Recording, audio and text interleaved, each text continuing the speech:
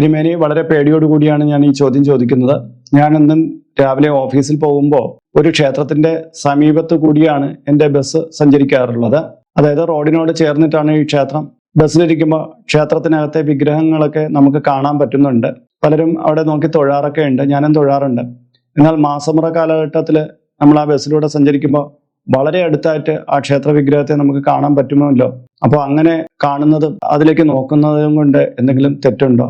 ഇതേക്കുറിച്ചൊന്ന് പറഞ്ഞു തരാമോ?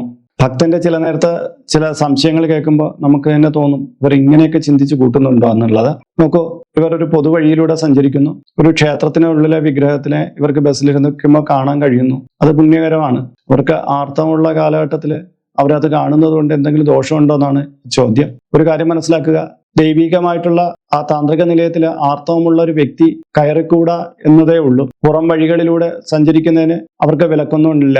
കാര്യം ആ ക്ഷേത്രത്തിന്റെ മതിൽക്കെട്ടിനുള്ളിൽ അത് സംരക്ഷിതമാണ്. അപ്പോൾ നമുക്ക് ദൂരെ നിന്ന് ക്ഷേത്രത്തെ വിഗ്രഹമൊക്കെ ചിലപ്പോൾ കാണാൻ പറ്റും, അല്ലെങ്കിൽ അവിടുത്തെ വലിയ നോട്ടീസ് ബോർഡിലോ മറ്റൊക്കെ ദൈവത്തിന്റെ വലിയ പ്രതിമയൊക്കെ കാണാൻ പറ്റും. അതൊന്നും യാതൊരു ദോഷമുള്ള കാര്യമല്ല. ഇപ്പൊ നമുക്ക് ദൈവത്തെ കണ്ടു കഴിഞ്ഞിട്ട് കണ്ടച്ചു കളയണോ? അതൊന്നും വേണ്ട. ഈ സമയത്തിനുള്ളിൽ നമ്മൾ മന്ത്രമൊന്നും ജപിക്കില്ല, നമ്മളങ്ങനെ കൈകൂപ്പി തൊഴുത് വന്ദിക്കില്ല എന്നൊക്കെയുള്ള കാര്യത്തിൽ ചിലർ ശ്രദ്ധിക്കാറുണ്ട്.